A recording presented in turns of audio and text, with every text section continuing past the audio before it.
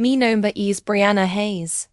Tengo 32 años y, aunque desarrollo una importante división tecnológica, siempre he mantenido mi éxito bastante en silencio.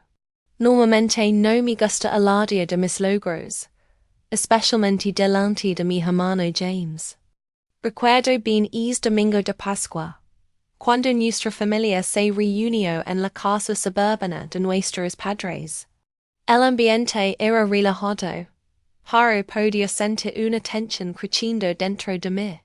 Sabía que algo tenía que cambiar después de eco sintiéndome opacada por James, especialmente en lo que respecta a mi carrera. No era solo una pequeña rivalidad entre hermanos. Era un patrón recurrente que había aprendido a ocultar. Es día, mientras estábamos sentados alrededor de la mesa, sentía nudo y patas en mi estómago. James tenía una forma de minimizar todo lo que yo lograba, actuando como si mi trabajo fuera insignificante en comparación con su supuesta genialidad. Poco sabía él que, apenas unas semanas antes, 1001 Impresa había cerrado un trato importante, que incluía la adquisición de su startup en dificultades. Y esa cadena de noticias se quedó en mi mente mientras lo miraba y me preparaba para hablar. Me preguntaba cómo reaccionaría cuando finalmente descubriera la verdad sobre mi éxito. Y cuán fuerte estaba a punto de hablar es éxito. Mucho más que su ego jamás podría. Cuide para escacar lo que realmente ocurrió es día. Cuando mis logros finalmente abrumaron su orgullo enfado. Diga un comentario y dime desde donde estás viendo. Y si alguna vez has tenido que lidiar con un miembro de la familia que cree saberlo todo, presiona es botón de suscribir. Creciendo en Portland con James, la vida siempre fue estar a su sombra. Desde el momento en que construyó su primera computadora cuando solo tenía 12 años, yo todavía estaba ocupado de la amistad. Es fue el patrón que se estableció desde el principio. James fue etiquetado como el genio tecnológico. Yo es solo la hermanita tratando de seguir el paso. Cuando con orgullo le mostraba lo que había hecho como diseñar mi primer sitio web o arreglar una tableta rota, él lo descartaba con un simple bien, Brie. Su tono nunca fue malintencionado, pero era claro que no tomaba en serio mis esfuerzos. En cambio, restaba importancia a todo lo que lograba como si no fuera nada comparado con lo que él podía hacer. Cuando gané la feria de ciencias de la escuela, en sexto grado con mi proyecto sobre energía solar, James no tardó en cenarla. Que su proyecto es una competencia completa de robótica que implicaba programación. Era más impresionante. Dio que mi idea básica, y que él tenía habilidades reales. Recuerdo sentir una mezcla de orgullo y frustración. Nuestros padres, Richard y Kathleen, no favorecen intencionalmente a nadie. Pero era obvio que admiraban mucho más el talento técnico de James. Papá, un contador, todavía tenía dificultades para entender la codificación. Cuando James intentaba explicar algunos de sus últimos proyectos, papá a menudo se veía confundido, tratando de seguir la conversación, pero visiblemente perdido en la traducción. Mamá, una profesora de inglés en secundaria, simplemente sonreía y asentía con la cabeza. No comprendía completamente los detalles técnicos, pero estaba impresionada por la confianza de James y lo apasionado que se veía al hablar de su trabajo. A menudo me decían, tu hermano tiene un verdadero don. Acadian. No todo. El mundo piensa así. Pero era claro que sentían una profunda admiración por James que a veces eclipsaba mis logros. Este patrón continuó. Durante la preparatoria. Mi enfoque en sobresalir en clases de negocios, líder a clubes, y asumir roles de liderazgo. Aún así, esos logros siempre parecen secundarios, frente a los proyectos de programación de James, y los numerosos trofeos de robótica que traía. ¿Acaso? Cuando llegó el momento de solicitar ingreso a la universidad, las diferencias se hicieron aún más evidentes. James fue aceptado en el MIT, con una beca parcial para estudiar ciencias de la computación. Yo elegí un programa de negocios en la Universidad de Washington, no porque me faltaran opciones, sino porque sentí que era lo correcto para mí. James se burló cuando se lo conté. Negocios, ¿eh? Supongo que no todos pueden con un programa. Stem de verdad. Dio con una sonrisa burlona. Nuestros padres lo reprendieron rápidamente. James, sé amable con tu hermana, decía papá. Pero luego, inmediatamente le preguntaba a James sobre su último proyecto de programación, validando la jerarquía que James había construido a su alrededor. Sus reacciones dejaban claro que era lo que más valoraban. La única persona que realmente me entendía era mi abuela, Eleanor. Ella era una sorpresa en nuestra familia. A los 78 años, tenía un iPad y un smartphone. Pasaba horas mostrando fotos, leyendo artículos y preguntando sobre mi trabajo. A pesar de su edad, era experta en tecnología y siempre estaba ansiosa por aprender cosas nuevas. Ella era la única persona que realmente escuchaba y comprendía, cuando compartía mis sueños y luchas, a diferencia del resto de mi familia, que a menudo estaba atrapado en los logros de James, y demasiado impresionado por sus talentos. Cuando los muchos trabajaban en su campo, eran pocos y distantes entre sí. Ella vio algo especial en mi algo, que otros no notaban ni entendían. Me lo dio una vez durante mi segundo año en la universidad, cuando regresé a casa en las vacaciones de Navidad. Me sentía opacada y insegura. James acababa de pasar la cena presumiendo de su presencia en Google, asegurándose de que todos supieran lo impresionante que era. Me sentía pequeña, casi invisible, en comparación con sus historias de trabajar con las grandes empresas tecnológicas. Sin embargo, ella me miró con confianza y dijo: "Tienes tanto valor como el conocimiento técnico. Brianna, entiendes a las personas y a los sistemas mejor que la mayoría. Ves el panorama completo, eso es lo que realmente importa también en la tecnología." Sus palabras se quedaron conmigo. Me hicieron darme cuenta de que no debía solo perseguir habilidades técnicas. Debía enfocarme en mi capacidad para conectar ideas, ver cómo los sistemas trabajan en conjunto, y entender qué motiva a las personas. Con su apoyo, comencé a enfocar mi atención hacia mi interior. Enfatizaba mis fortalezas, mi comprensión de cómo las personas interactúan con los sistemas, y cómo las diferentes partes encajan en el todo más grande.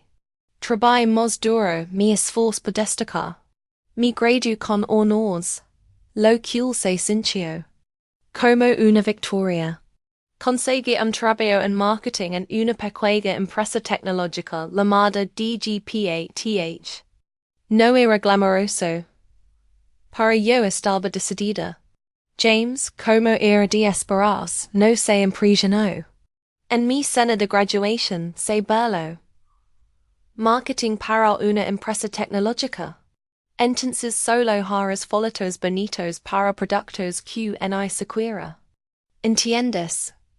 Sentí una oleada de ira, pero la contuve. En cambio, hice una promesa silenciosa de demostrar que estaba equivocado. Desde ese momento me comprometí en más. En DGPA, th. No solo aprendi sobre el lado del marketing. Me dedico a entender nuestros productos de principio a fin. Quería poder explicar claramente su valor a los clientes.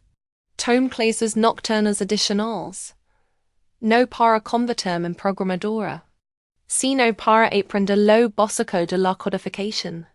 Necesitaba hablar el idioma de nuestros equipos técnicos, para poder cerrar la brecha entre los objetivos comerciales y los detalles técnicos. Mis esfuerzos dieron frutos. En 3 años, fui ascendida a directora de marketing. 2 años después, fui reclutada por Synergy Tech, un actor importante en software empresarial. Mi carrera estaba ganando impulso. Cada paso hacia adelante parecía irrita a James de la misma manera. Cuando le conté a mi familia sobre mi nuevo puesto en Synergy Tech, él interrumpió con noticias sobre su propia idea de startup, como si intentara robarme el protagonismo. Mi ascenso a líder de equipo coincidió con su ronda de financiación inicial, lo que lo hizo aún más jactancioso. Cuando fui nombrada jefa de departamento, él afirmó que estaba a punto de lanzar un gran proyecto propio. En las reuniones familiares, el ambiente se volvía tenso. James seguía hablando sobre conceptos técnicos, usando términos como redes neuronales y arquitectura blockchain, sin mostrarnos en explicar lo que significaban. Creo que lo hacía a propósito. Para excluir a los demás y posicionarnos como el único que realmente entendía el mundo tecnológico moderno.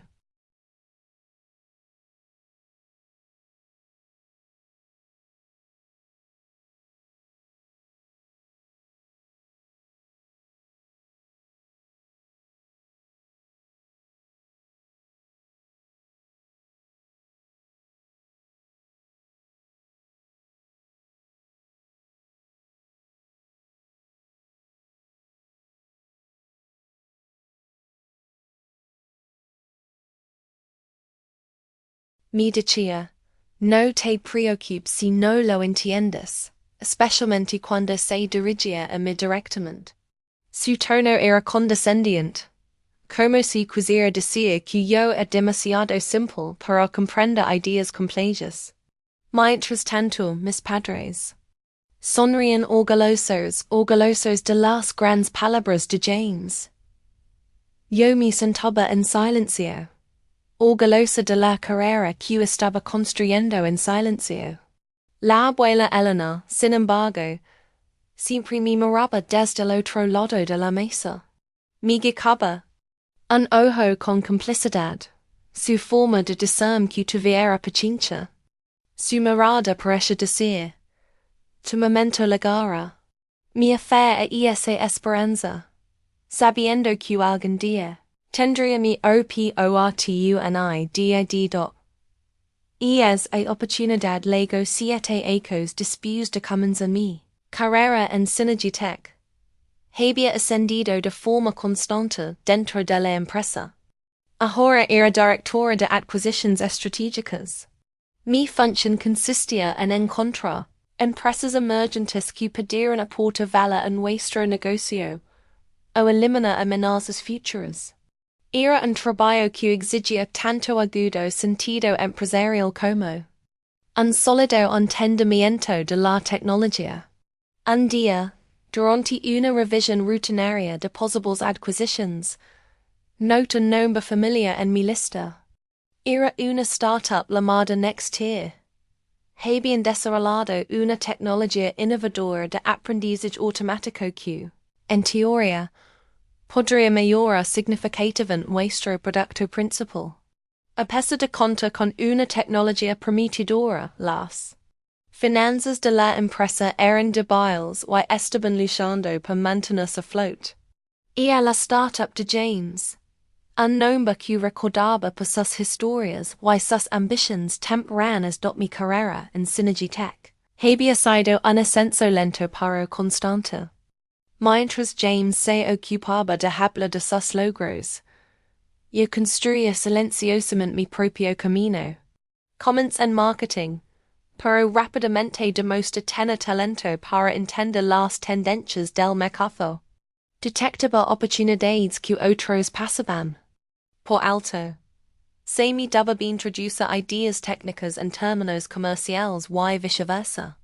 Mi habilidad para ver ambos lados me hacía indispensable.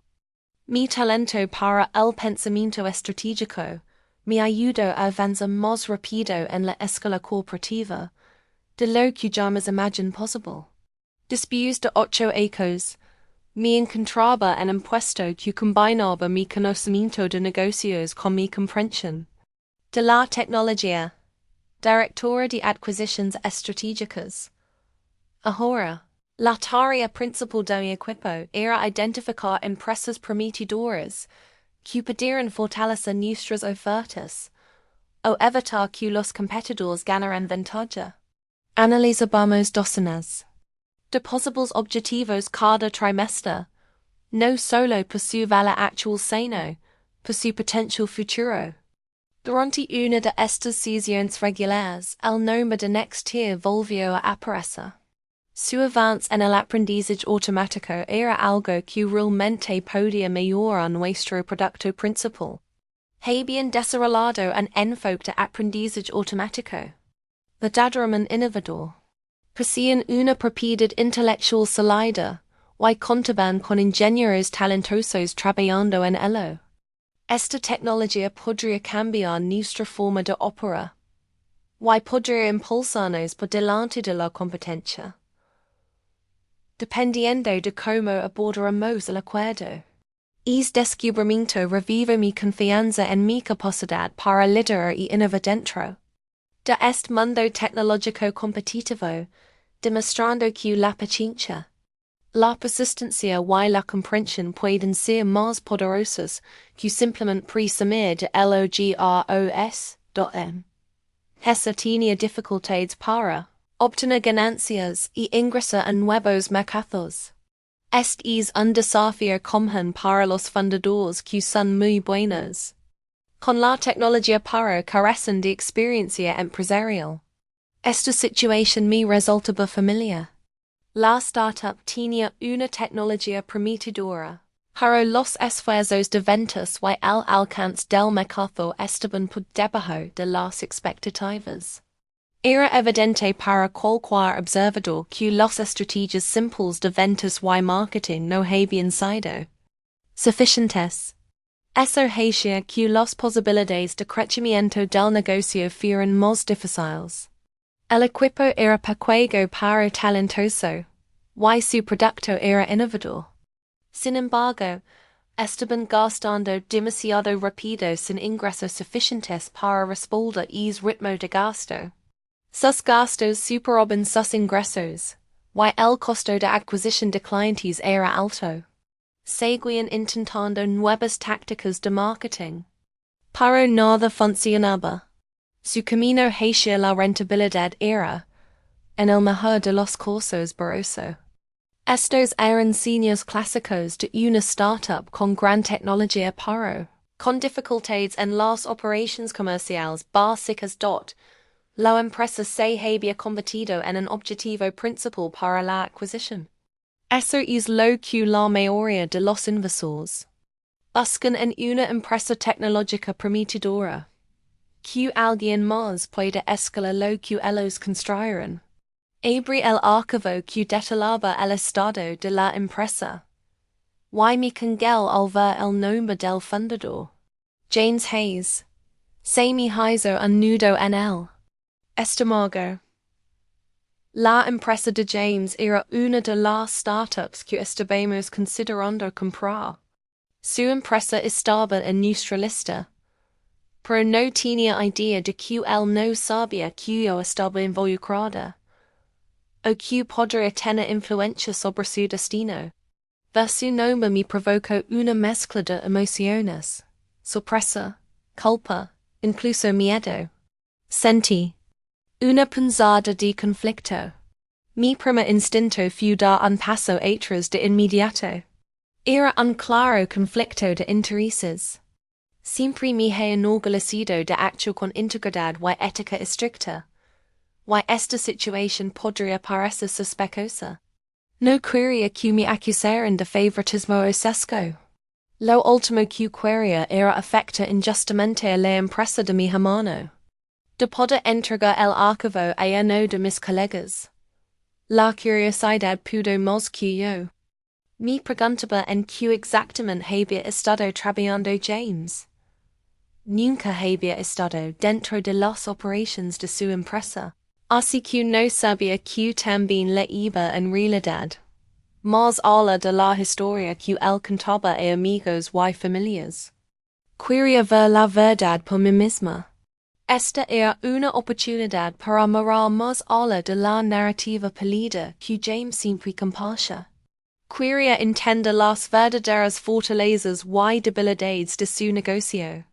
A medida que profundas en el informe, lo que encontré me sorprendió. La tecnología era realmente innovadora y única. James siempre había sido brillante con las ideas. Construyó algo que la mayoría consideraría visionario y potencialmente disruptivo. Pero cuando mira los datos financieros, el panorama fue menos emocionante. El negocio no iba bien. Su falta de un proceso de ventas sólido y el bajo crecimiento de clientes se reflejaban en los meros. La startup había obtenido 2 rondas de financiación con muy pocos ingresos que mostrar. Los problemas principales eran claros. Sus costos de adquisición de clientes eran insostenibles, es decir, gastaban demasiado para atraer nuevos clientes. Su marketing era inconsistent, sin un plan claro para ligar al público adecuado. No tenían una estrategia decisiva para dirigir la empresa hacia la rentabilidad. Era evidente que las áreas que James había descartado como triviales, como ventas, marketing y crecimiento de ingresos eran precisamente las que estaban causando los problemas de su empresa. Su tecnología era brillante, pero el negocio detrás de ella era débil, lo que hacía improbable su éxito a largo plazo sin una reestructuración seria. Sabía que necesitaba hablar de esto con nuestra directora de estrategia, Monica Reynolds. Ella tenía más experiencia en rescate startups y en entender lo que es crecer un negocio de manera sostenible. Program una reunión con Monica. Cuando tuve que admitir que veía un posible conflicto de intereses. Le dije, necesito revelar un posible conflicto. James Hayes, el fundador de esta startup, es mi hermano. Sentada frente a ella, pude ver cómo levantaba ligeramente una ceja. Parecía sorprendida. ¿Tu hermano está en tecnología? Preguntó. Miré suavemente, sintiéndome un poco incómoda pero sincera. Sí, se ha asegurado de que todos lo sepan. Ha sido muy abierto con su trabajo. Pero nunca menciona que su hermana trabaja para una gran corporación como Synergy. Discutimos si debía seguir involucrada en las negociaciones.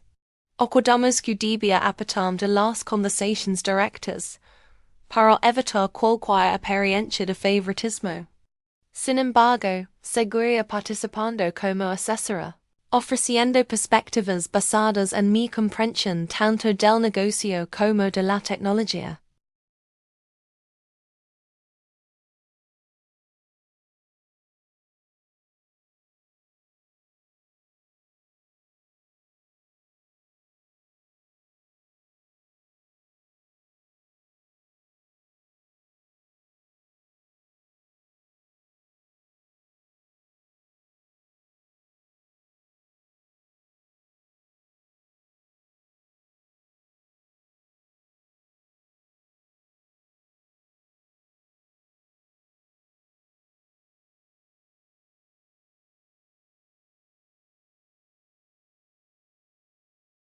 Monica enfatizo la importancia de mantener todo transparent. Documenta todas las comunicaciones. Asegurate de que no haya indicios de favoritismo o ventaja injusta, aconsejo. Teníamos que ser totalmente claros y estar por encima de cualquier reproche. Durante los siguientes 3 meses observe desde la barrera. Nuestro equipo realizó una diligencia de vida exhaustiva sobre la startup, investigando sus finanzas, tecnología y operations. Los hallazgos confirmaron lo que sospechaba desde el principio. La tecnología de la empresa era sólida, pero su implementación y ejecución eran deficientes. Su ejecución empresarial era débil e inconsistente. No habían logrado combatir su innovación en ganancias sostenibles. A pesar del desorden, me encontré poco a poco defendiendo la adquisición. Sí, sencha simpatía por James y sus esfuerzos, pero más allá de eso, veía un verdadero potencial. La tecnología valía la pena. Su equipo, aparte del propio James, merecía una verdadera oportunidad. Con el apoyo y la orientación adecuados, podían ayudar a que la empresa creciera. Una cosa que destacó durante este periodo fue lo poco consciente que James parecía estar del panorama general, especialmente de mi rol en Synergy Tech. En las reuniones familiares, que eran pocas y espaciadas en ese tiempo, James seguía hablando con condescendencia sobre temas de negocios y tecnología. Yo permanecía en silencio, sabiendo mucho más sobre el estado financiero de su empresa de lo que él sospechaba. Veía cómo restaba importancia a ciertos fundamentos empresariales, mientras se obsesionaba con los detalles técnicos. Esa desconexión me preocupaba, pero también me indicaba que tal vez no comprendía completamente lo frágil que es su startup. Cuando se cerró el trato final, fue apenas una semana antes de Pascua. La empresa se convertiría en una subsidiaria de Synergy Tech. James se quedaría un año como asesor técnico. Repetiría a alguien que, irónicamente, también me reportaba directamente a mí. Los términos del acuerdo fueron generosos más generosos de lo que justificaba el valor real de la empresa. Pero eso fue deliberado. Pagamos por la tecnología, la propiedad intelectual y el equipo, no por los ingresos actuales. Fue una apuesta al futuro. A medida que se acercaba la Pascua, no podía quitarme de encima una creciente ansiedad. Me preguntaba si debía compartir todo con mi familia. ¿Lo entenderían? ¿Lo verían como un movimiento empresarial inteligente? ¿O como algo personal? La verdad era que no sabía cómo reaccionarían. Solo sabía que tenía muchas cosas en la cabeza mientras se acercaba esa reunión familiar, consciente de que, bajo la superficie, estaba sentada sobre una compleja red de relaciones, ética y futuros empresariales. A las 11:15, me senté en silencio, con la mente corriendo llena de preguntas sobre qué debía decir o hacer antes de ir a cena. Estaba considerando si debía darle a James un aviso previo sobre mi llamada a Laurel en busca de consejo. Parecía el momento adecuado para decidir si debía advertirlo o simplemente quedarme todo para mí. Mis pensamientos giraban una y otra vez en torno a cómo podría reaccionar él, o qué podría ser durante la reunión. No estaba segura de si debía prepararlo para alguna sorpresa, especialmente dado cómo se habían desarrollado las cosas últimamente.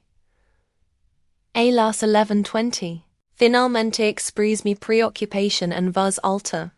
Me preguntaba si debía decirle a James que, Había llamado a la abuela Eleanor en busca de orientación. Se sentía como un paso necesario, considerando lo tensas que se habían vuelto las cosas. Sin embargo, dude, sabiendo que comparte esto podría generar preguntas o sospechas. Mi mente estaba llena de dudas sobre si era mejor mantener todo oculto o ser completamente honesta.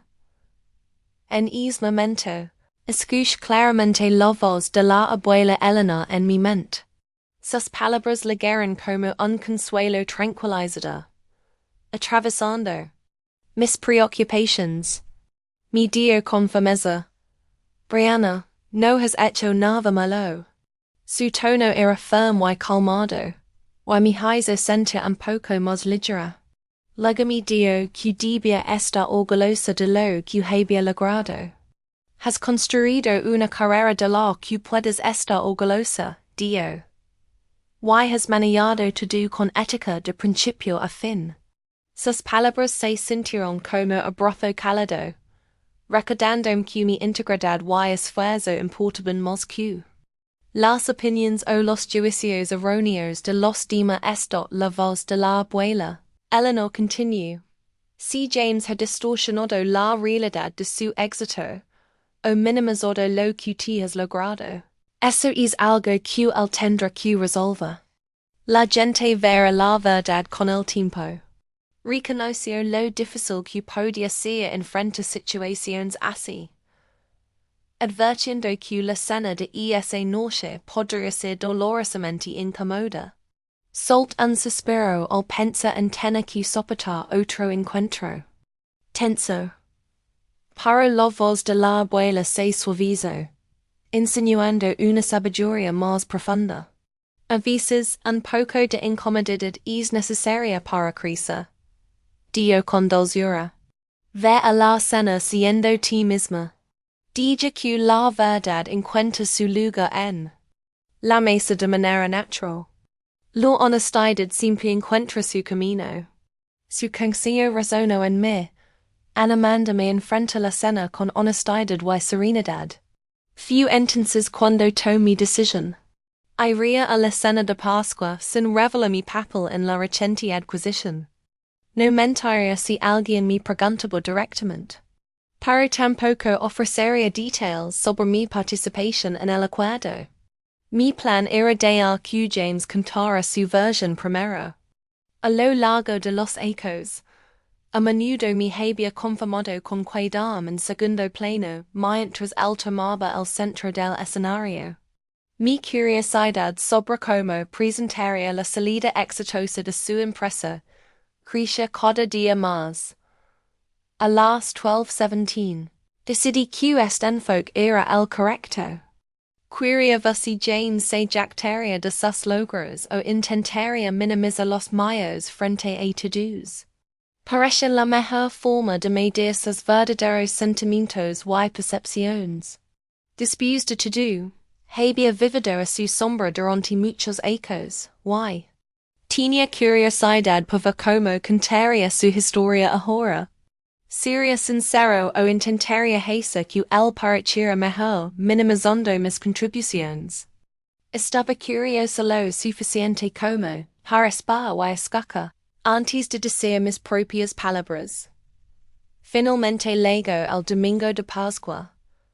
La mañana amaneció con una calma casi engañosa. El cielo estaba despejado y de azul intenso, típico de un día perfecto de primavera. Los árboles en el jardín de mis padres estaban llenos de flores, con pétalos rosados y blancos que acaban toques delicados de color. El aire traía ese aroma fresco y vigorizante de la primavera, una mezcla de flores en flor y tierra limpia llenando de una sensación de renovación. La casa se veía cálida y acogedora, un lugar familiar que parecía darme la bienvenida sin duda. Entré en el camino de entrada, con el corazón latiendo ligeramente por los nervios. Mi novio Michael estaba a mi lado en el asiento del pasajero. Me apretó la mano con suavidad. brindando un toque tranquilizador, su manera de decir, vas a estar bien. Su apoyo significaba mucho, especialmente porque todavía me sentía ansiosa por cómo se desarrollaría el día. Recuerda, susurró Michael con una sonrisa amable. No has hecho nada malo. Sus palabras resonaban con el consejo de la abuela Elena, añadiendo una capa de calma a mis pensamientos y revoltos. Why estoy aquí para darte apoyo moral, añadió suavemente, haciéndome sentir menos sola. Michael sabía todo sobre la dinámica compleja dentro de mi familia. Acada. Details sobre James, Heather y la reciente adquisición. Había presenciado suficientes interacciones durante reuniones familiares como para entender el delicado equilibrio de las relaciones. Su trabajo como profesor de historia en una escuela secundaria lo mantenía aliado del mundo tecnológico, lo cual resultaba ser una bendición. Le daba una perspectiva fresca y lo convertía en un observador imparcial. Durante todo el proceso de la adquisición, fui confident y mi calle de resonancia, escuchando pacientemente mientras le contaba mis frustraciones, compartía preocupaciones y buscaba consejo. Su perspectiva clara y directa me ayudó a mantener la compostura en momentos difíciles. Inhale profundamente y solté un largo suspiro. Simplemente odié la confrontación.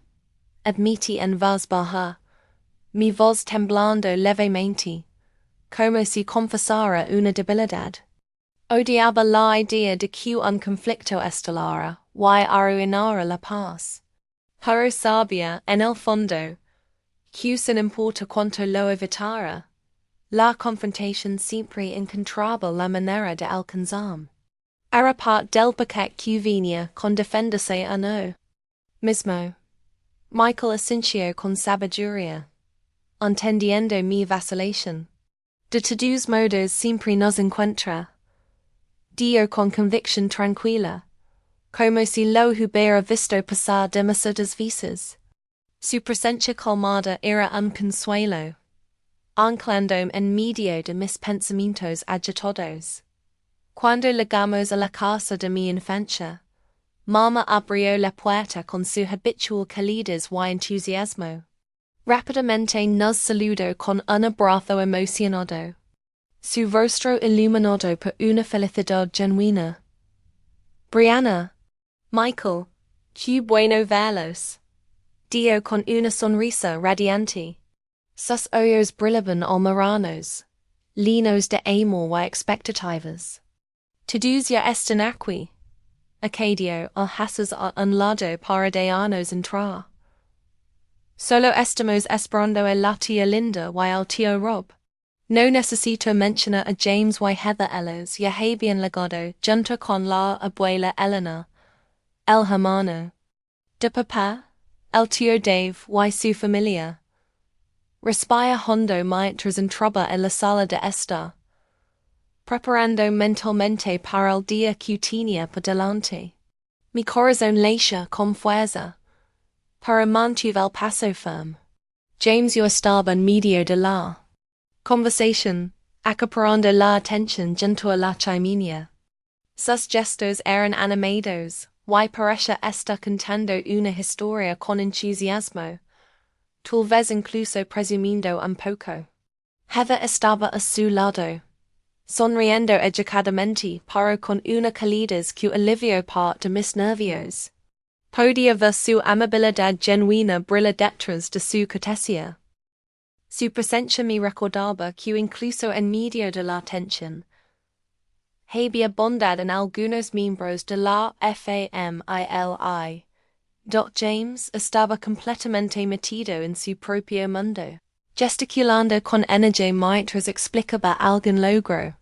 Sus amigos y familias papa. Y el tío Dave Ascension, pareciendo impresionados por sus palabras. Estaba claro que disfrutaba ser el centro de atención, saboreando la admiración.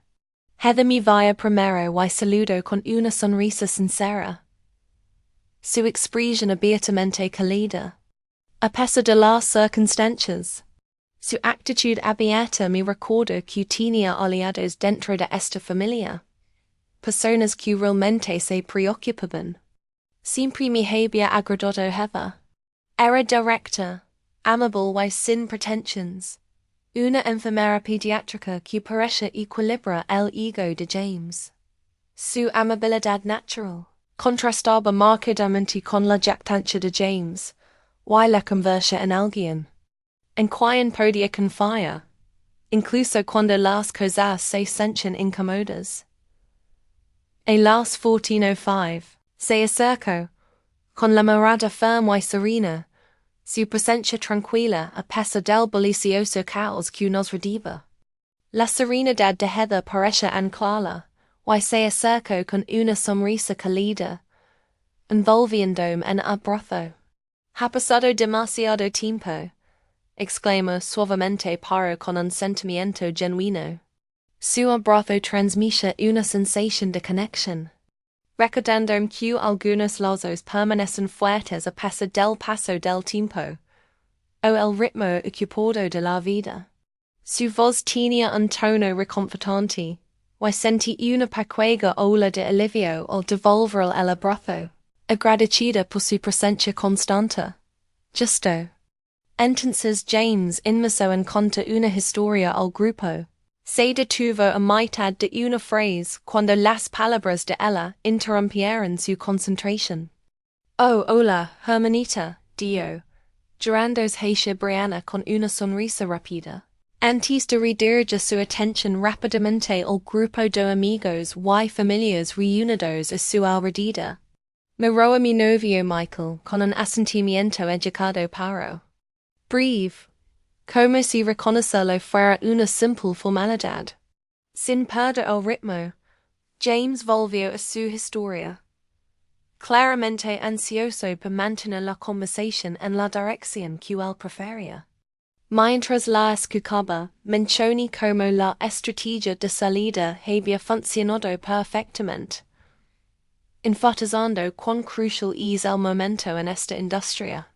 Agadi que sabe cuando cobrar tus fichas es esencial, una frase que captura la naturaleza de alto riesgo del mundo de startups y empresas tecnológicas. Un nudo repentino se apretó en mi estómago.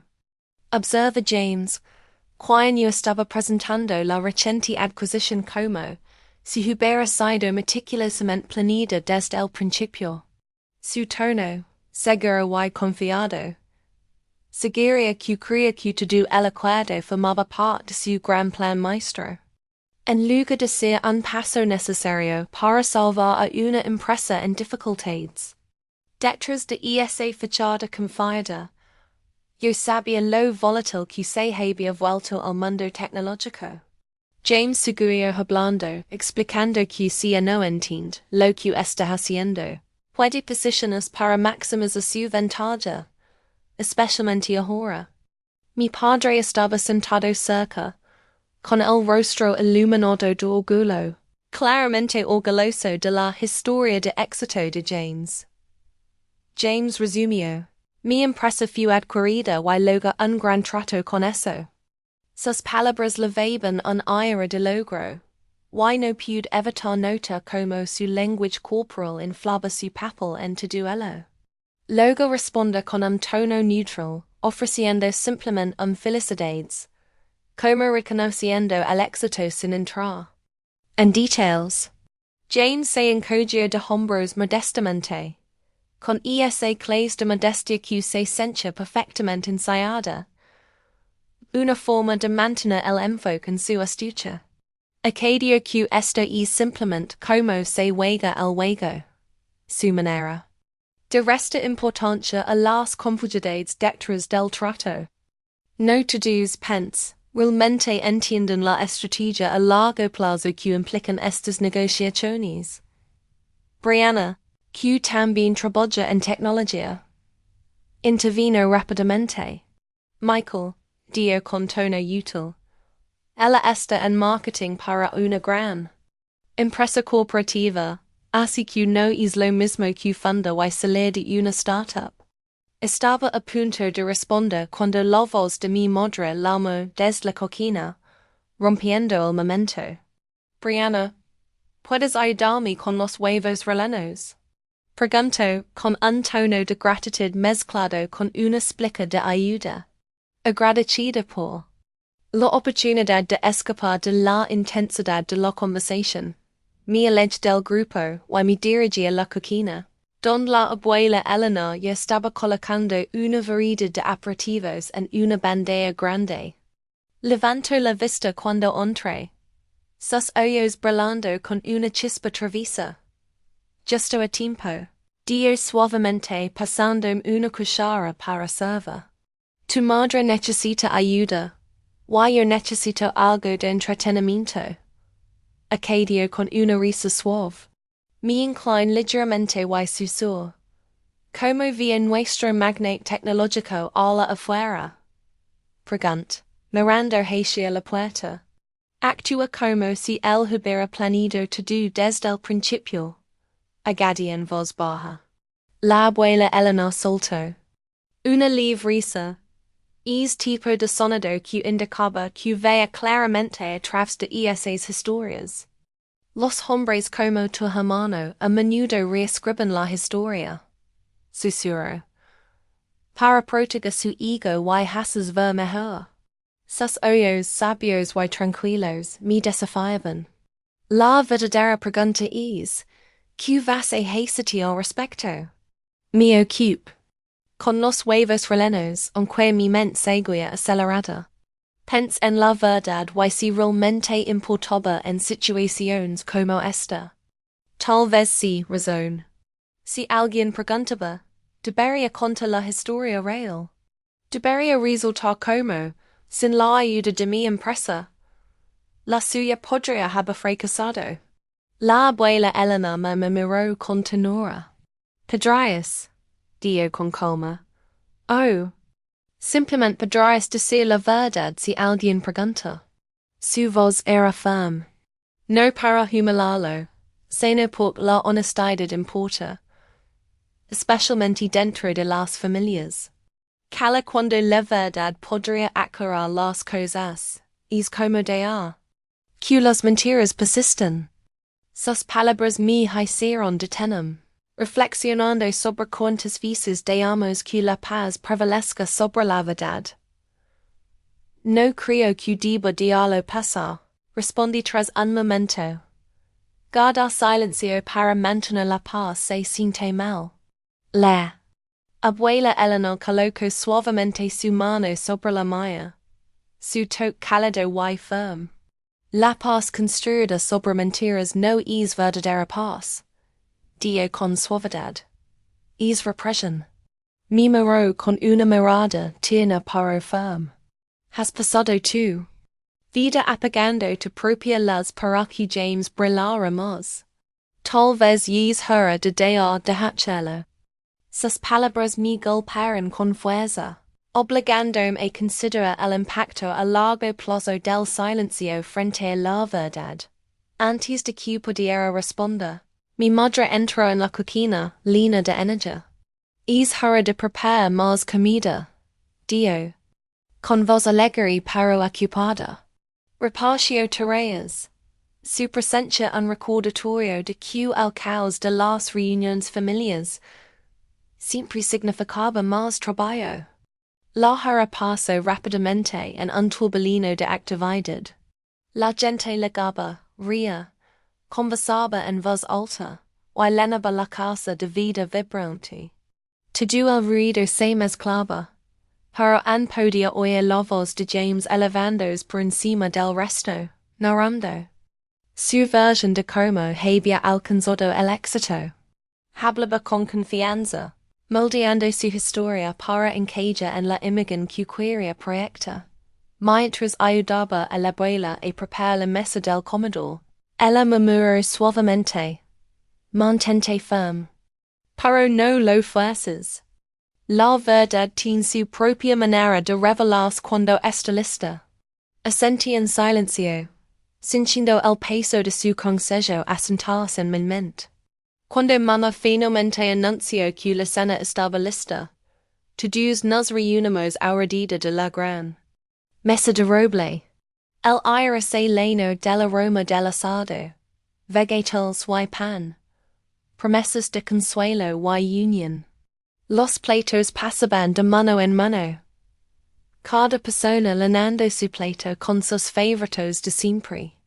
James se colocó en el centro, justo enfrente de papá, tomando el lugar principal desde el que podía captar la atención y controlar la conversación durante la comida. Michael y yo nos sentamos cerca de en extremo, con la abuela Elena a mi lado, brindando una presencia reconfortante mientras observaba la mesa.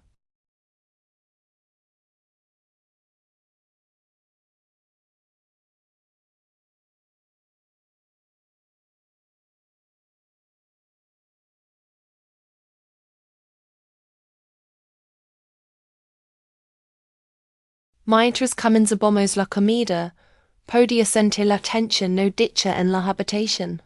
Es tipo de tensión que proviene de miembros de la familia que intentan parecer relajados, para que en realidad están conteniendo sus emociones. James Ann, teniendo sus historias, seguía moldeando la narrativa de su éxito, como si se atribuyera todo el mérito. A pesar del ruido y el movimiento, sentía los corrientes subyacentes de verdad, historias esperando salir a la luz.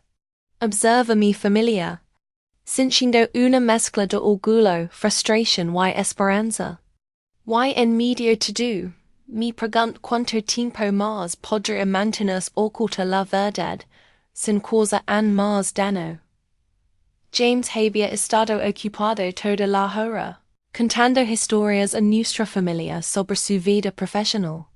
Exageraba los éxitos, omitía los fracasos y desestimaba mis propios esfuerzos.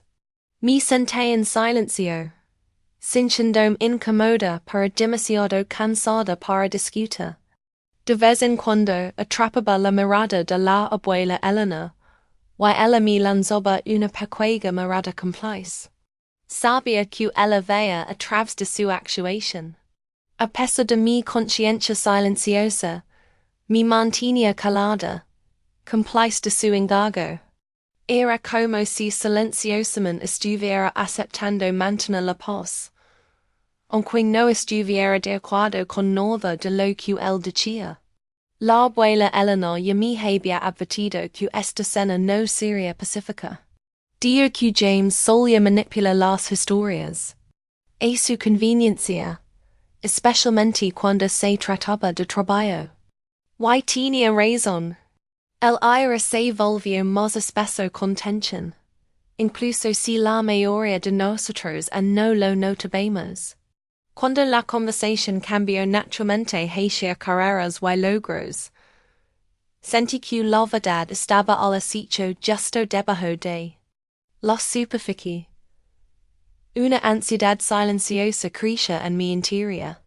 Sabía que al momento de la verdad se acercaba rápidamente, como una tormenta a punto de estallar. La cena de Pascua siempre había sido un gran acontecimiento en la casa de la familia. No es solo una comida, era toda una producción. La mesa de mi madre estaba repleta de platos tradicionales, todos dispuestos perfectamente. El jamón glaseado con miel brillaba con un recubrimiento pegajoso y dulce. Las papas gratinadas estaban perfectamente dispuestas, en capas, crujientes por encima pero suaves por dentro. La cazuela de judías verdes descansaba en su fuente, cubierta con cebolas fritas crujientes y lina de sabor. Sus panecillos de levadura, su orgullo, requerían horas de amasado y reposo. Antes de liga al horno, carecen simboliza el esfuerzo y cuidado que ponía en todo. Los vasos para las bebidas eran de cristal, brillando bio el resplandor cálido del candelabro que colgaba del techo. Era tradición familia saca la vigila una un hermoso juego de flores. Regalo de mis abuelos en el día de nuestra boda. Cada puesto estaba meticulosamente arreglado, creando una atmósfera que se sentía elegante. Pero acog ed dot la tía linda fu la primera en levantar su copa. Su voz alegre paró con un su tomatis de seriedad. Propuso un brindis para la familia, la primavera, y los nuevos comienzos.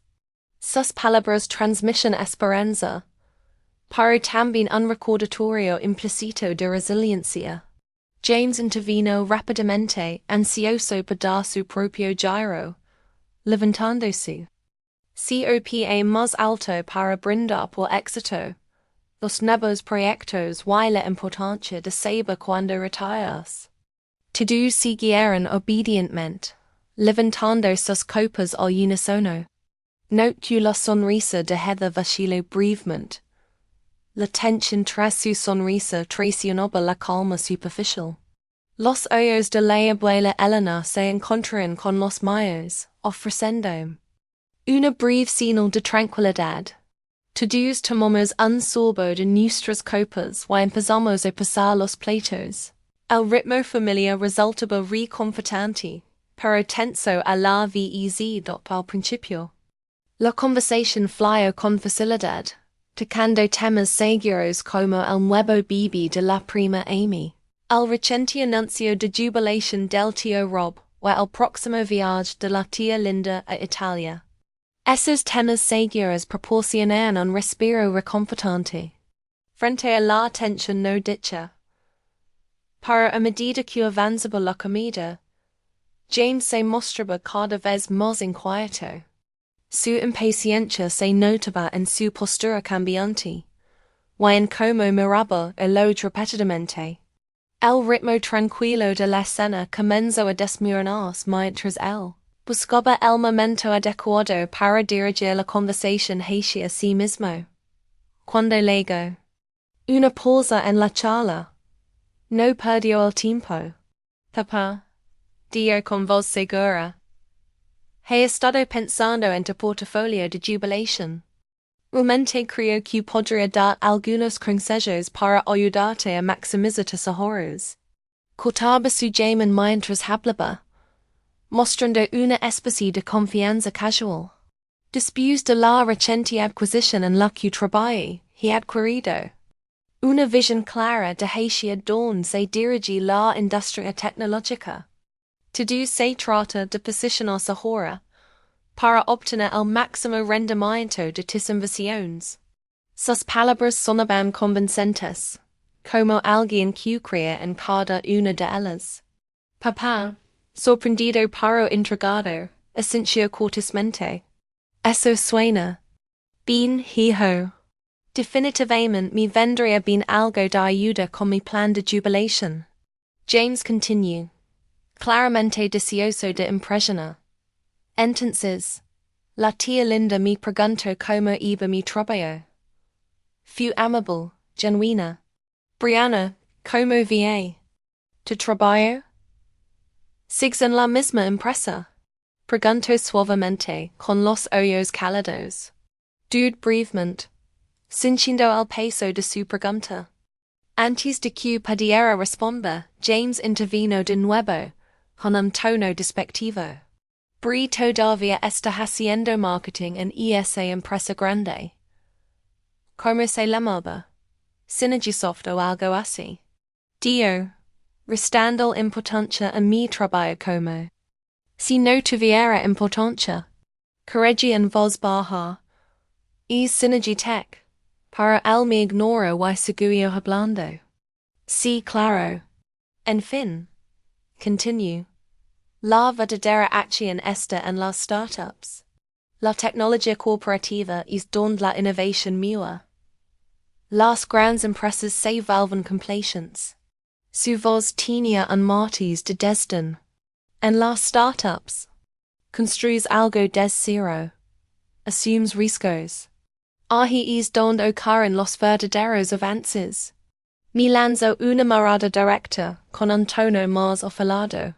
No to-dos pueden con una carrera real en tecnología.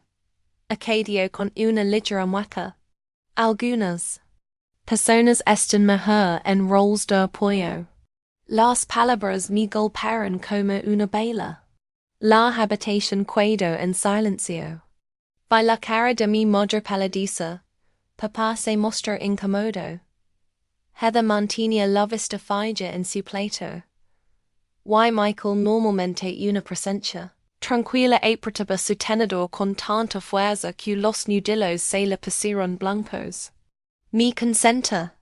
En mi plato, cortando el jamón en piezas iguales, luchando por mantener la calma. Una tormenta giraba dentro de mí. Para mi rostro permanece impasible. James lleno o quizzes disfrutando del malestar. Seguido hablando. El mundo de la tecnología. Es muy claro, Dio. Algunos tienen la visión, el coraje y el impulso para liderar. El resto apoya desde la banca. Así de simple. Número con una sonrisa bolona. Como si esperara que yo estuviera de acuerdo. El silencio que seguió a sus palabras fue ensordecida. Mamá se veía mortificada. Papa se removía incómodo en su asiento. Heather estaba inquietamente calada, observando su plato. Note la mano de Michael busca la mía debajo de la mesa. Su expresión era firme, una tranquilidad silenciosa en un momento que se sentía todo menos pacífico.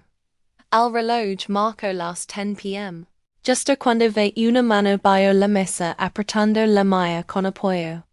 Entonces, desde el extremo opuesto de la mesa, la voz de la abuela Eleanor atravesó el murmullo de la sala. Su tono fue firme y claro, con un aire de autoridad tranquila. Es por eso que tu empresa acaba de comprar el tiempo de él. Preguntó, sus palabras cortando la charla como una afilada cuchilla. La repentina pregunta pareció congelar toda la reunión. Todas las miradas se desviaron de la conversación animada para enfocarse en ella. Luego giraron hacia mí en una lenta y casi surreal rotación.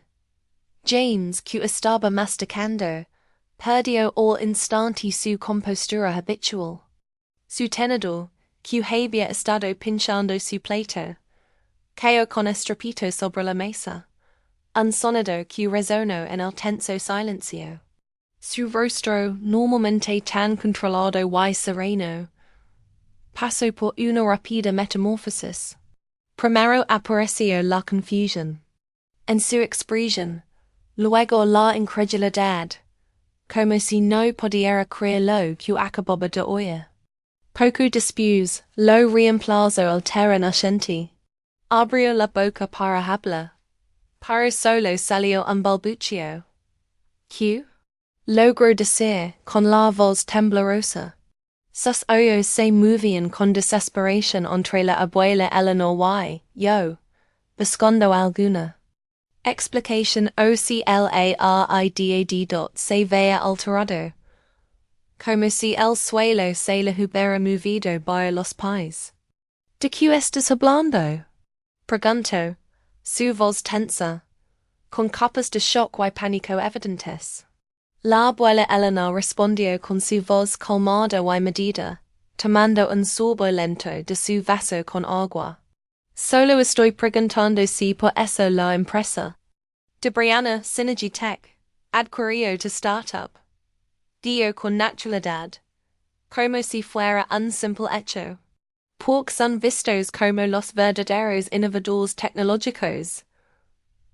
Acadio suavemente, pero con un filo innegable de curiosidad. Su pregunta quedó flotando en el aire, pesada y clara al instante. La sala estalló en un caos de murmullos confundidos.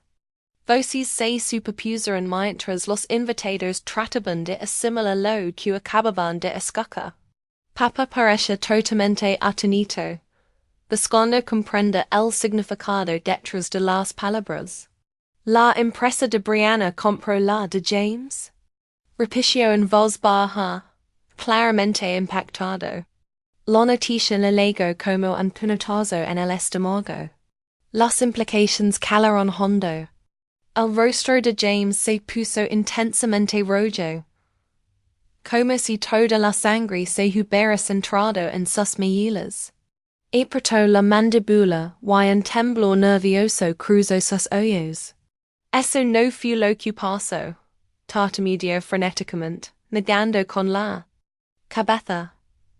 Nos adquirieron sí, pero fue una salida estratégica. Yo decidí vender. Brianna no tuvo nada que ver. Sus palabras sonaron desesperadas, casi como si intentara tejer una historia alternativa. Ella trabaja en marketing, acadio de forma despectiva, como si eso lo cambiara todo. Su declaración fue un intento de minimizar su rol, de sugerir que estaba lejos del trato. Todas las miradas se dirigieron hacia mí, esperando mi respuesta. Dudé por un momento, subsando si permanece en silencio o habla. Consider retroceder, intentando encontrar una frase diplomática que salvara el orgullo de James. Pero luego pensé en las palabras de mi abuela, su insistencia en la verdad, la unidad familiar y mantenerse firme. Ecos escondiendo mi voz. Mi verdadero rol pasaron por mi mente en un instante. Respira hondo y, para sorpresa de todos, mi voz fue más firme de lo que esperaba. Soy la directora de Acquisitions Estratégicas en Synergy Tech, Nancy. He estado en ese cargo por casi 2 años. El silencio se adueñó de la mesa, mientras todos me miraban, con asombro escrito en sus rostros. James me miró, como si me hubiera convertido en una extraga. Eso es imposible, soltó felizmente. Me lo hubieras dicho, insistió con tensión. Mantuve la mirada fija. De verdad, respondí con suavidad. Cuando me lo habría mencionado. Durante tis conferencias sobre blockchain o tis interminables explications sobre por que el marketing no es tecnología de verdad. Dije que las palabras flotaron en la habitación silenciosa. Papá que hasta entonces había guardado silencio, luce desconcertado. Buscaba una manera de procesar esta nueva información. ¿Estás diciendo que participaste en la compra de la empresa de James? Preguntó lentamente, con voz inquieta. James, visiblemente conmovido, gritó. Está mintiendo. Cualquiera propias del mérito de mi salida. Su rostro estaba rojo de ira y traición. Si realmente estabas en adquisitions, yo lo sabría. Mi equipo trató directamente con los ejecutivos de Synergy Tech. Sus acusaciones salieron rápidas, furiosas y amargas. Tu equipo trató con mi equipo, corregí con calma. Explique mi parte de las negociaciones debido a nuestra relación. Aún así, estuve involucrada en un rol asesor, no al mando. Fui yo quien identificó originalmente a Nexter como un objetivo prometedor de adquisición en la sala, cuando en un silencio impactante después de que Hable. Entonces rompió el silencio la voz de Heather, suave pero clara. Es cierto, James, dijo en voz baja. Vi el nombre de Brianna en algunos de los papeles preliminares. Asumí que tú lo sabías y simplemente no lo mencionaste. James, con apariencia de traicionado, parpadeó rápidamente. ¿Lo sabías? Dijo con voz áspera. ¿Why no me lo dijiste? Su tono estaba cargado de dolor y ira. Heather intentó explicar, pero James ya se estaba levantando violentamente de su silla. Este chillo al arrastrarse por el suelo de madera cuando se eco hacia atrás. Esto es un sabotage. Grito. Alzando la voz. Deliberadamente. Ataques mi impresa, no? No podía soportar que finalmente tuviera éxito. Así que decidís tomar el control y arruinarlo todo. Sus palabras resumaban furia. Las acusaciones caen como golpes repentinos. Tu empresa estaba a 3 meses de la bancarrota, respondí, endureciendo el tono. Tenías gran tecnología, pero ningún plan de negocio sólido. La adquisición. Salvo tu empresa. Salvo los empleos de tus trabajadores y tu reputación. Su rabia estalló en un grito. No sabes nada ni de tecnología ni de negocios. En ese momento mi madre intervino, con voz calmada pero firme. James, por favor, calmate. Intento apaciguar la situación. Pero él respondió con dureza. No me calmaré, mi hermana. Me ha socavado toda mi vida. Sus palabras provocaron un silencio glacial que se extendió por la mesa. Y transformó la cena en una batalla familiar. Su explosión reveló cuán profundamente se sentía traicionado. Y cuánto creía que su familia había estado conspirando contra él todo ese tiempo. La tensión en el ambiente se volvió casi intolerable. Todos conscientes de que secretos enarrados habían salido a luz, amenazando con romper la familia. El momento estaba cargado. Cada persona tratando de asimilar la verdad y manejar sus emociones. Lo que se había prometido como una noche relajada se convirtió en un campo minado de acusaciones, frustraciones y agravios acumulados durante años. Todo provocado por una única pregunta que deshizo ecos de verdades ocultas. Y ahora ella afirma que salvó mi empresa. Que exagerado. Maya alrededor, a los rostros de mi familia conmocionados y en silencio. Como si no creyeran lo que estaban oyendo. Era surrealista ver sus expresiones, dam cuenta de lo poco que sabían de mi trabajo. No dije que yo hubiera salvado nada. Simplemente dije la verdad sobre lo que hago y lo que ocurrió después. Nuestra empresa tenía propiedad intelectual valiosa patentes, tecnología propia que nos distinguía en la industria. También teníamos un equipo de ingenieros talentosos con habilidades insuperables. Por eso adquirimos otras empresas. Porque ellas tenían lo que necesitábamos para crecer y mantenernos competitivos. Y esa decisión se basó completamente en razones de negocio, no en sentimientos personales. James, sentado frente a mí, soltó una risa amarga. Se burló y dijo, claro, solo negocios, ¿eh? Su tono rebosaba sarcasmo. Por eso nunca mencionaste rol. Porque es impersonal. Lo miré directamente a los ojos y respondí con calma. Nunca lo mencioné porque nadie me preguntó. No veía la necesidad. Hice una pausa antes de acabar. James, nunca te interesó realmente mi carrera. Estuves demasiado ocupado, intentando demostrar que lo tuyo era más valioso, más importante. Pasas tanto tiempo explicando tus logros, tu trabajo, como si eso fuera lo único que importara. La tensión se hizo palpable mientras hablaba, mis palabras colgaban densas. En el aire James abrió la boca para discutir, pero luego vaciló. Simplemente la cerró de nuevo sin decir una palabra más. Sin aviso, se levantó y salió del comedor con paso furioso y brusco. Unos segundos más tarde, la puerta principal se cerró de golpe detrás de él. En el silencio que siguió, la mesa permaneció inmóvil y tensa. Nadie sabía qué decir o hacer. El momento se alargó entre nosotros.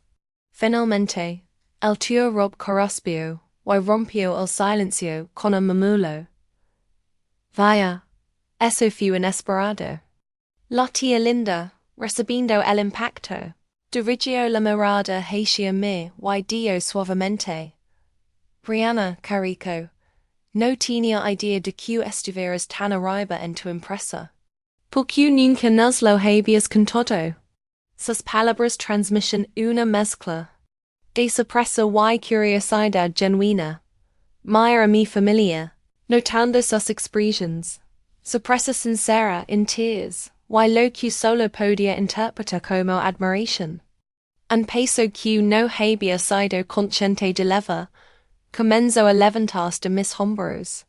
Durante años había mantenido mi vida profesional separada de la familia.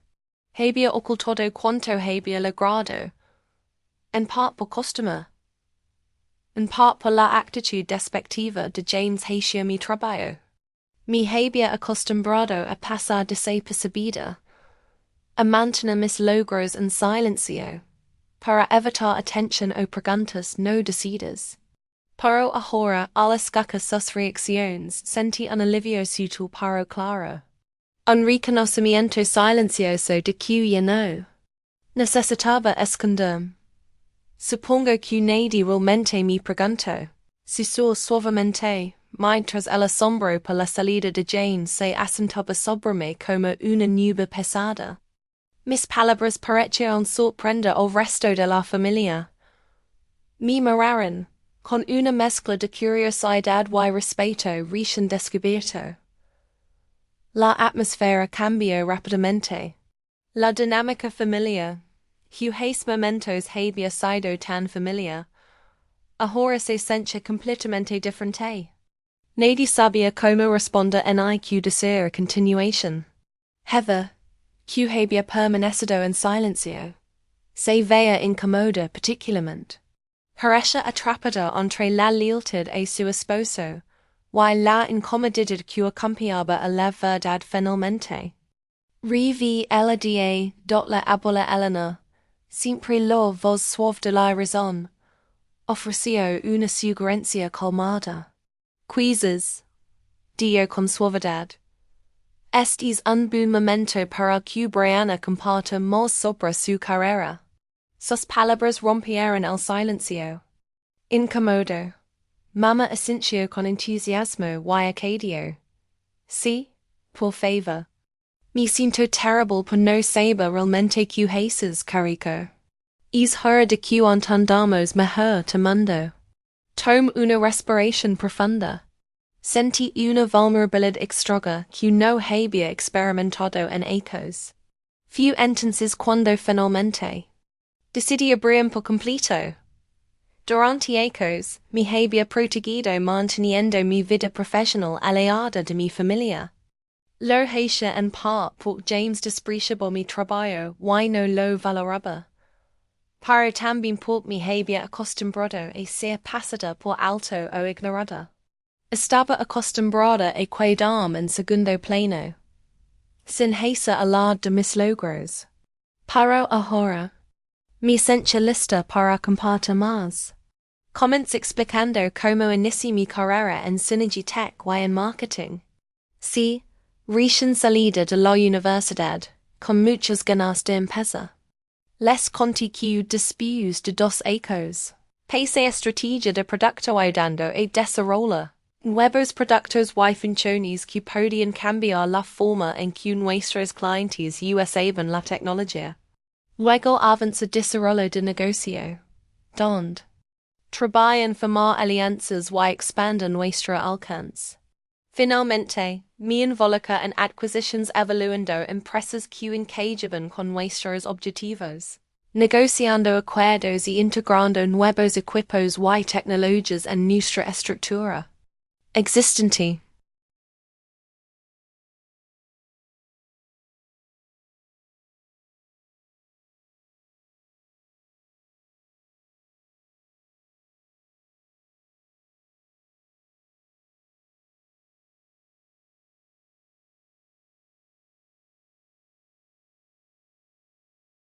Cuando observaste, debes haber sentido una extraña sensación de satisfacción al intentar influir en la opinión de nuestra familia.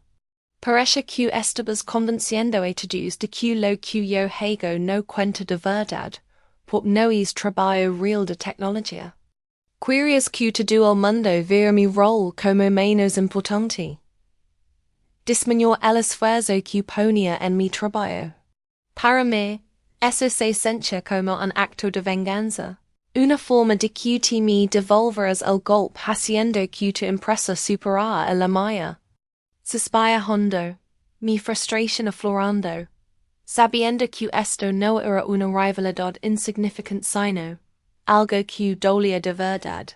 Te mía y pregunt con frustración. ¿De verdad crees eso? ¿De verdad piensas que arriesgaría mi reputación profesional, mi integridad o incluso cruzaría la línea de ética corporativa, solo para saldar cuentas contigo? James se detuvo por un momento. Su silencio se prolongó. Y luego finalmente preguntó con curiosidad cautelosa. ¿Cuándo te convertiste en director de acquisitions? Lo mío, sorprendido de que uno lo supiera. Hace 2 ecos respondí. ¿Why nunca pensaste en mencionarlo durante nuestras reuniones familiares, o cualquiera de esas conversations? El vacilo. Why yo insistí más. ¿Cuándo lo habría mencionado siquiera? No es como si hablara. De mi carrera mientras te estás ocupado con tus monólogos sobre redes neuronales y tecnología blockchain. En hay una sola vez en todos esos ecos te molestaste en preguntarme sobre mi trabajo profesional. Ni una sola vez. El bio la vista. Ligeramente avergonzado. Como si mis palabras lo hubieran tomado desprevenido. Vi como luchaba por encontrar una respuesta. Finalmente murmuró. Yo solo asumí, pero se detuvo. Lo interrumpí. ¿Asumiste que? Que estaba atrapada en ese mismo trabajo de marketing de nivel inicial con el que comenzáis nuevecos. Porque eso es lo que crees. ¿No? Que no podía comprender la tecnología real. O que solo era alguien que trabajaba en segundo plano. Concluí firmemente, cinchando la IRA preta mi voz. Explique que, en realidad, había estado ascendiendo de forma constante. Había dirigido equipos más grandes, asumido más responsabilidades, y tenido logros reales en la industria tecnológica logros. Que él nunca reconoció o ni siquiera sabía que existían. James guardó silencio de nuevo, mirando sus manos como si intentara asimilar todo lo que había dicho. Tras una larga pausa, finalmente habló, su voz ya sin ningún tono defensivo. Next he realmente estaba fracasando, ¿no? Su pregunta me sorprendió, pero pude escuchar la vulnerabilidad en su voz. Yo siempre lo había visto como el genio tecnológico confiado, nunca alguien vulnerable o inseguro sobre nuestro proyecto familiar. La tecnología era sólida, respondí con cuidado. Pero si el negocio estaba teniendo problemas. Yo seguía pensando que la próxima ronda de financiación lo resolvería todo. Yo le expliqué como James solía decir que solo necesitábamos un poco más de tiempo, un poco más de margen. Sin embargo, cada hito lo logramos justo o lo fallamos. Luego movíamos los objetivos y intentábamos de nuevo. Era un escenario común en las startups. Y una razón por la que muchos fracasan. Admití con honestidad. No quería que fuéramos otra startup fracasada. No quería pasar por todo eso otra vez, especialmente no desde el principio. James me miró con una mezcla de remordimiento y comprensión. Vi el dolor en sus ojos. Es dolor estaba arraigado en algo más profundo su identidad. Había construido gran parte de su vida siendo el genio de la familia, a cual a quien todos admiraban por sus habilidades tecnológicas. Perder eso, incluso solo en su mente, parecía perder lo único de lo que alguna vez se sintió orgulloso. Q soy si eso ya no es verdad. Pregunto en voz baja do el peso de esas palabras entre nosotros se siente muy fuerte. Cargado con ecos de competencia, malentendidos y sentimientos no expresados. Toma un momento para pensar y luego respondí suavemente. T sigue siendo ingenio tecnológico, James. Tis habilidades de codificación son excepcionales. La tecnología central de next tier es genuinamente innovadora. Esa parte de ti no ha cambiado. Tratando de reconfortarlo. Para construir una empresa exitosa no solo trata de codificar. Se trata de entender el negocio, el mercado y tomar decisiones estratégicas. Se trata de saber cómo hacer crecer una empresa, más allá de solo escribir buen código. Eso es lo que descartes como irrelevante porque crees que la codificación era lo único que importaba. Vi un destello de dolor cruza su rostro al escuchar mis palabras. Lo que yo bueno haciendo, continue, es exactamente lo que he estado haciendo todos estos ecos. Gestiona equipos, recorda fondos, elabora estrategia. Podríamos haber estado celebrando nuestras fortalezas mutuas todo este tiempo. En lugar de que me trataras como si fuera de menos capacidad para enfocarme en el lado empresarial de la tecnología. Mis palabras reflejan ecos de frustración acumulada. James se pasó la mano por el cabello. Un gesto tan familiar de la infancia que me transportó brevemente a tiempos más simples. Suspiró profundamente, luego me miró con expresión más suave. He sido un imbécil, ¿no? Admitió con honestidad. Y esa sinceridad me sorprendió y casi me hizo reír.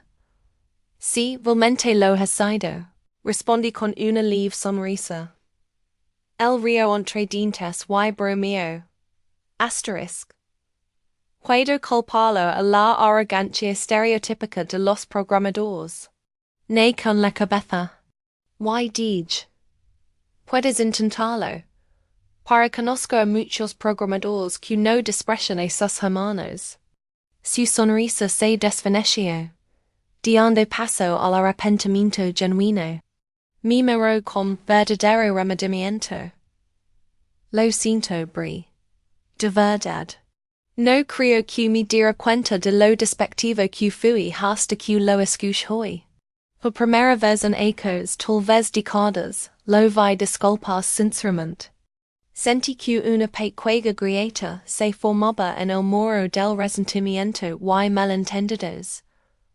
Gracias por decirlo, respondí suavemente. Do luego preguntó, ¿qué pasaría ahora con next year? ¿Qué futuro le esperaba, ahora que formaba parte de la historia? Eso depende en parte de ti, respondí honestamente. El equipo de integración ve un potencial real en nuestra tecnología. Quieren incluirla en nuestras soluciones empresariales. Ti conoces es código mejor que nadie. Si puedes, dejar el orgullo a un lado y trabajar con nosotros. Hay un lugar para ti en mi empresa, trabajando para el equipo de tu hermanita. Su rostro denotó sorpresa, para seguir rápidamente. Estarías en un ambiente de apoyo que valora el talento técnico. No lo menosprecia. Es una oportunidad para demostrar a ti mismo y comenzar de nuevo, sin amargura en juicios antiguos. Espero que verá que lo decía en serio. Trabajar con una empresa que valora tus habilidades. Puede cambiarlo todo es hora de que dije el pasado atrás. Y entre en un futuro don su habilidad realmente importe. Doctor actitud despectiva hacia mí. Trabajo ha convencido a nuestra familia de que mis aportes son insignificantes. Solo porque no encajan con tu definición de trabajo real de tecnología. Esta situación se siente como una forma de venganza. como si hubieras orquestado que tu impresa opacara a la mía. Suspire con frustration, preguntándome si de verdad crees que arriesgaría mi reputation professional y violaría la ética corporativa solo para vengarme de ti. Cuando finalmente preguntaste cuando me convertí en directora de acquisitions, revelé que fui hace 2 años. Y no pude evitar preguntar por que debería haberlo mencionado durante tus interminables discusiones sobre redes neuronales y blockchain. Nunca me pregunté sobre mi carrera, lo que me hizo sentir ignorada.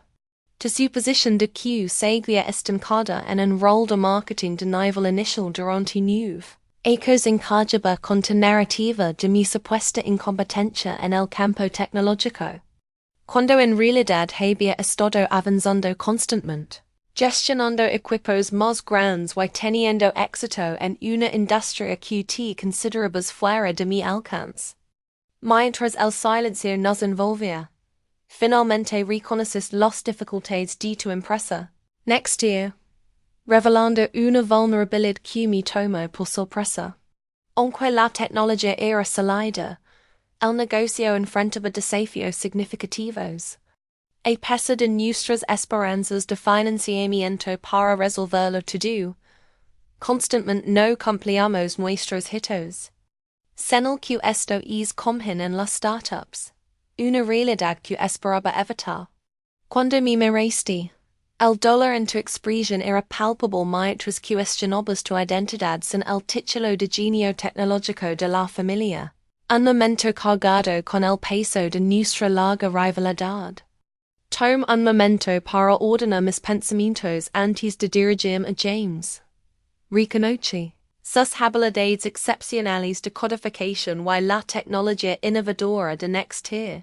Para enfatize que construir una empresa exitosa requiere más que experiencia técnica, requiere visión empresarial, conocimiento del mercado y planificación estratégica elementos que él previamente había descartado como secundarios al código. Su reacción fue reveladora, pues pareció percibir las implicaciones de su comportamiento pasado.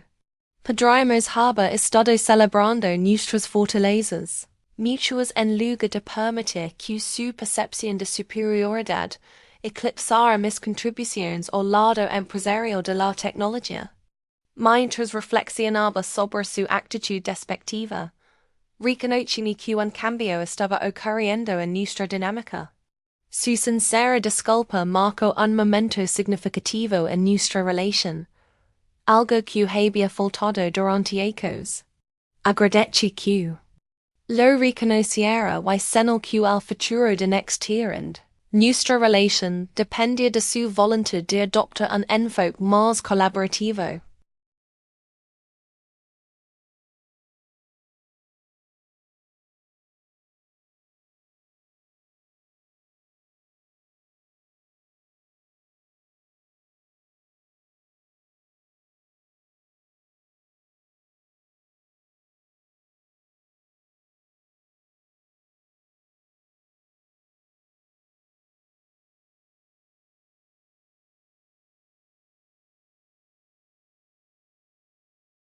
El equipo de integración reconoce el gran potencial de tu tecnología dentro de nuestra suite empresarial.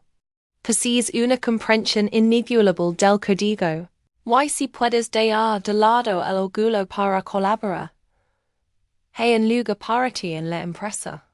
De mi hermana, esta vez, tu tono corrige del amargo que yo anticipaba, enfatizando el valor de tus habilidades técnicas. Aclare que aunque mi división supervisa acquisitions, no sea tu supervisora directa. Esa responsabilidad recae en Marcus en integración técnica. Quien es excepcionalmente talentoso y de quien podrías aprender enormemente. James se detuvo a considerar la oferta, y la anima no demoras demasiado, ya que el panorama tecnológico evoluciona rápidamente.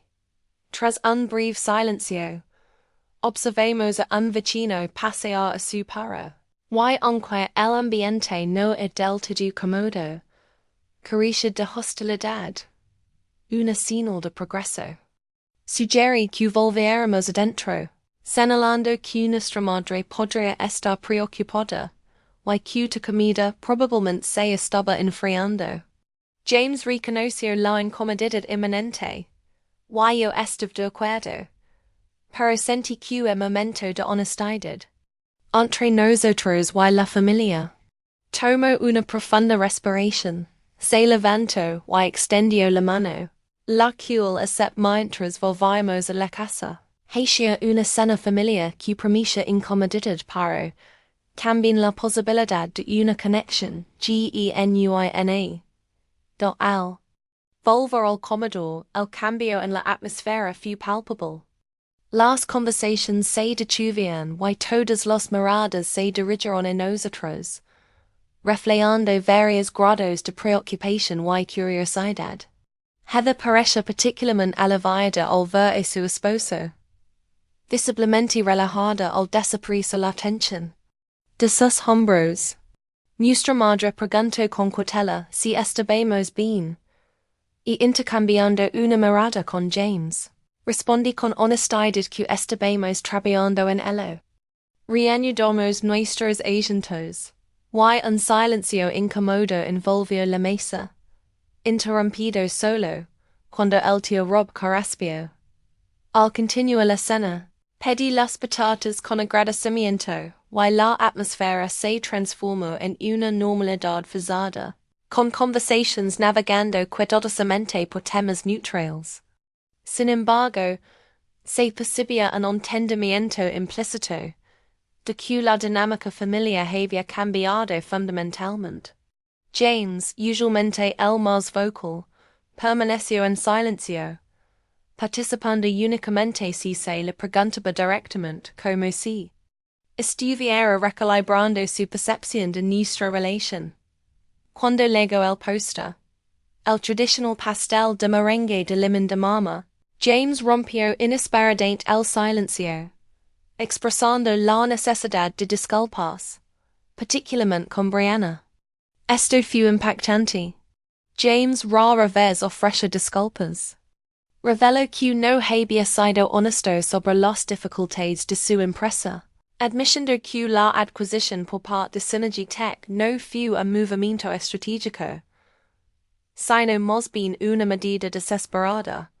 Heather se acercó para apoyarlo mientras él reconoció su falta de apoyo a la carrera de Brianna, admitiendo que había sido despectivo y condescendiente, sin reconocer sus logros en la industria tecnológica.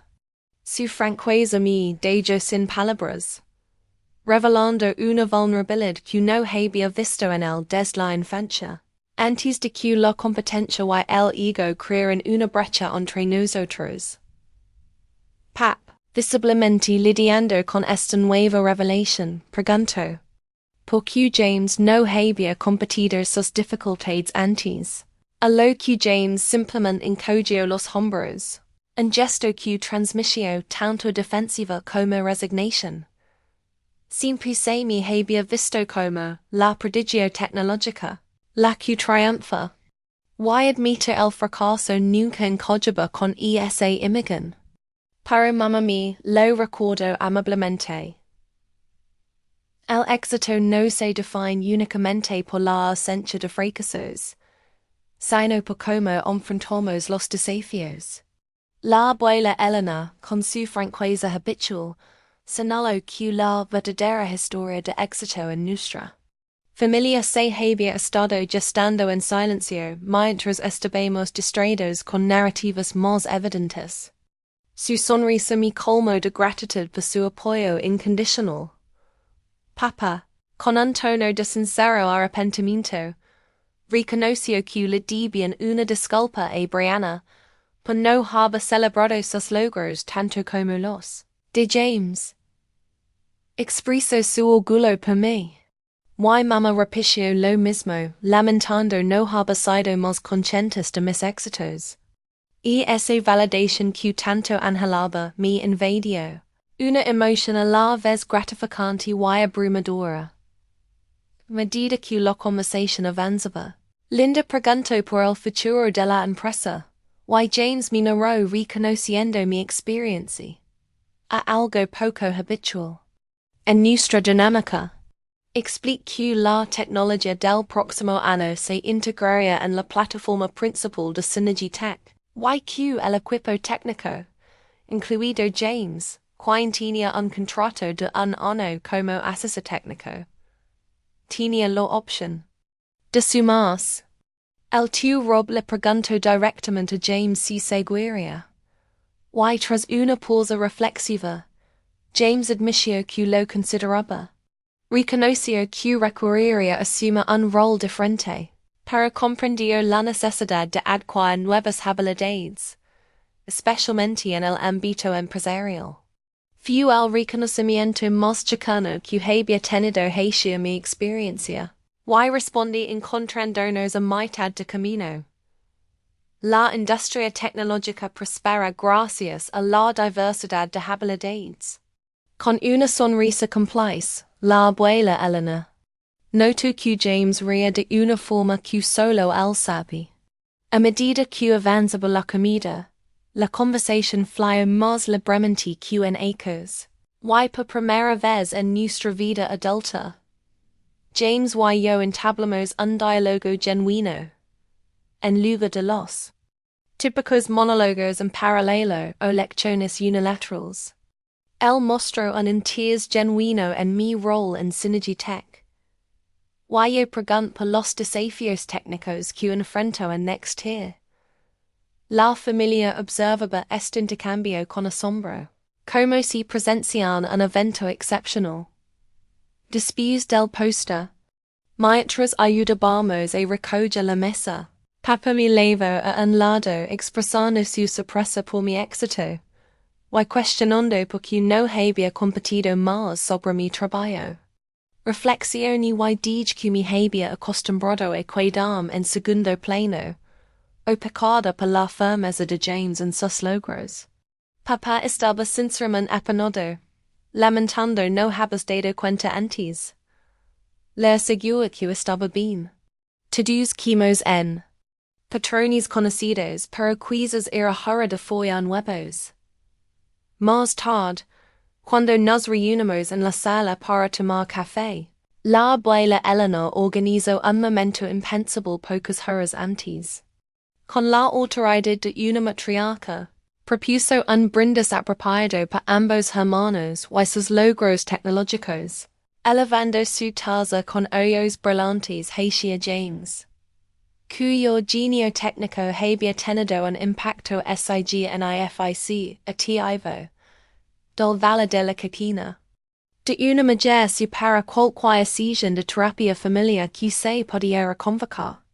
James asintió con afecto, comentando que su enfoque era tan sutil como un mazo, pero indudablemente efectivo. Al acabar el almuerzo y regresar cada uno a nuestros respectivos departamentos, reflexioné sobre la evolución de nuestra relación. Aunque seguía siendo un trabajo en progreso con décadas de patrones arraigados difíciles de cambiar, cada interacción se sentía cada vez más genuina. Aun cuando James ocasionalmente volvía a su tono condescendiente durante las discusiones técnicas, a menudo se detenía y lanzaba una sonrisa tímida. Yo también estaba aprendiendo a afirmar mi experiencia en lugar de enfurecerme en silencio. Cuando se me ignoraba, nuestros padres también se iban adaptando a esta nueva dinámica familiar. Mamá comenzó a hacer preguntas específicas sobre mi trabajo, intentando comprender genuinamente mi rol. Papá empezaba a enviarme artículos sobre muchos encargos tecnológicos, reconociendo mi lugar en ese ámbito. El cambio más significativo, sin embargo, fue interno. Después de ecos restando importancia a mis logros para mantener la armonía familiar, estaba empezando a aceptar mi lugar, reconoce mi experiencia y corregir los malentendidos sin duda. Esta nueva confianza se traduce en un liderazgo más efectivo, y una comunicación más clara con mi equipo. Al siguiente fin de semana, como habíamos acordado, James y yo nos reunimos con la abuela Elena para cena en su acogedor apartamento. Después de disfrutar de su famoso pot roast, nos acomodamos en la sala para tomar café. Dom Ellen nos dirigió su mirada directa y inquirió sobre nuestros progresos como ejecutivos tecnológicos. James y yo intercambiamos miradas divertidas. Y bromi diciendo que la sutileza no es su punto fuerte. Ella respondió que a su edad ya no tenía tiempo para rodeos. James contestó que estábamos yendo bien, mejor de lo que él esperaba. Pues estaba aprendiendo a aceptar comentarios más fácilmente. Le dediqué una sonrisa burlona, al notar que ella estaba aprendiendo a dar feedback sin sonar como un manual corporativo. A lo que James respondió en tono juguetón. La abuela Eleanor sonrió, claramente complacida, mientras enfatizaba la importancia de la honestidad en la familia, aunque con amabilidad. Reflexiones sobre la honestidad en las relaciones familiares, observando cómo durante años habíamos perpetuado la idea de que James era el único éxito en tecnología de la familia. Yo permanecí en silencio sobre mis propios logros, mientras él los exageraba, y el resto de la familia nunca cuestionó esa narrativa. James admitió que esa configuración le resultaba cómoda, permitiéndome a mí tomar el centro del escenario. Cuando la abuela preguntó que había aprendido de esta interrupción de la comodidad, él respondió con reflexión que esa comodidad no es igual a crecimiento, y que si la estrella le había impedido aprender, y reconoce que yo podía ser una aliada y no una competencia. La abuela luego me dirigió la palabra, invitándome a compartir mis insights. Respondí que el silencio no equivale a la paz, y que reducir por comodidad ajena fue en última instancia contraproducente.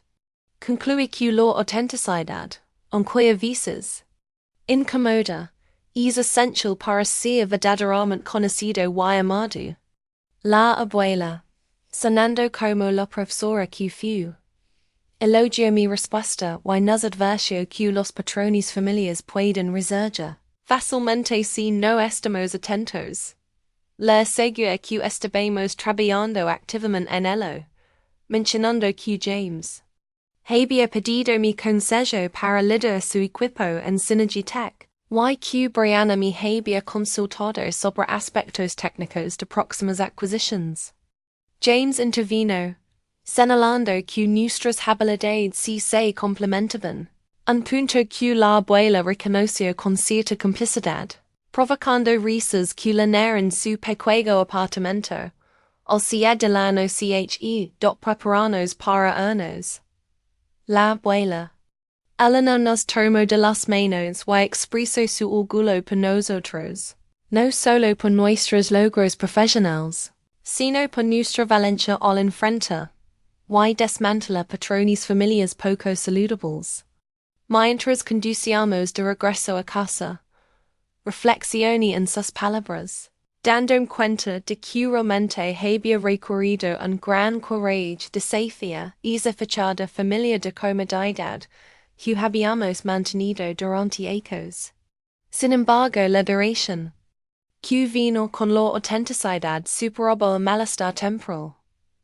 Aunque James y yo nunca lograríamos una relación perfecta, debido a nuestras perspectivas y experiencias distintas, aprendimos a respetar esas diferencias, viéndolas como complementarias, en lugar de divisorias.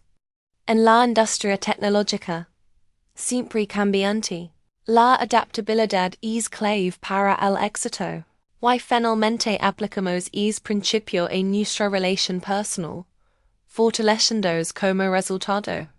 Al final, la verdad no fracturó nuestra familia como temía. En cambio, fortifico nuestros lazos en una base más sólida, don los logros se celebran, las diferencias se ven como activos. Y ser auténticamente conocido tiene prioridad sobre lo meramente impresionante. Esta lección invaluable ha influido desde entonces en todas las áreas de mi vida. Las conexiones auténticas basadas en la honestidad, y no en la simple apariencia, son los activos más valiosos que poseemos. ¿Alguna vez has descubierto que ser fiel a ti mismo transformó positivamente una relación? Te invito a compartir tus experiencias en los comentarios. Si has disfrutado esta exploración sobre cómo una rivalidad entre hermanos puede evolucionar hacia la colaboración, considera dar me gusta a este video y suscribir para más reflexiones sobre cómo navegar dinámicas familiares complejas. Además, si conoces a alguien que necesita un poco de ánimo para expresar su propia luz sin apagar la de los demás, no dudes en compartir este video. Gracias por verlo, y recuerda que a veces las disrupciones más importantes no ocurren en la tecnología, sino en los patrones de larga data que hemos legado acepta como inmutables.